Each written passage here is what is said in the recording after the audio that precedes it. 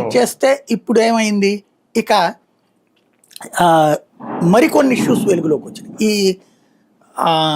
అదేది పవన్ కళ్యాణ్ వీళ్ళందరూ కలిసి మీటింగ్ పెట్టుకుని మనం ఖచ్చితంగా అటాక్ చేయకపోతే కష్టం బీజేపీని అని వీళ్ళనని భావించి వైసీపీని అందరం కలిసి మాట్లాడదాం అంటూ లేనిపోని ఇష్యూస్ అన్ని తీసుకొచ్చారు. అందులో 2 కొండలు 7 కొండల వివాదం.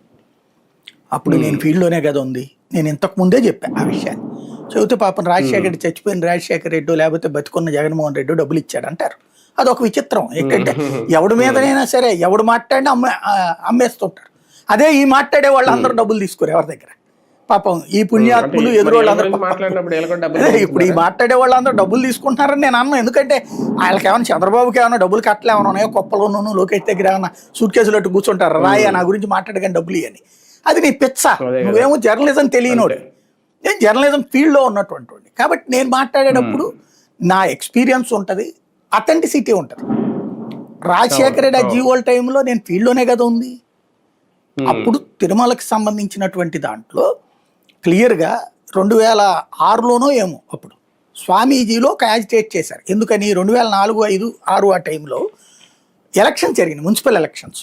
ఈ మున్సిపల్ ఎన్నికలు జరుగుతున్నప్పుడు కొండపైన కూడా అప్పుడు వీళ్ళు ఉంటారు, ఉద్యోగులు ఉండేవాళ్ళు, నివాసాలు ఉండేవి, వాళ్ళ కోసం స్కూళ్ళు ఉండేవి, వాళ్ళ కోసం కాలేజీలు కూడా ఉండేవి.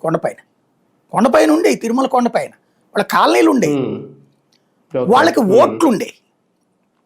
అప్పుడు తెలుగుదేశం వాళ్ళు అక్కడ అది కొండ మీద కదా, ఆ కొండ మీదన ఎట్లాగా ఓట్లు ఉంటాయి అన్న, ఇది వాళ్ళ ఓట్లు పోగొడితే ఎట్లా అన్నటువంటి పాయింట్ వాళ్ళు కంప్లైంట్ చేశారు. అప్పుడు ఎన్నికల సంఘం అడిగింది వీళ్ళని ఏంటంటే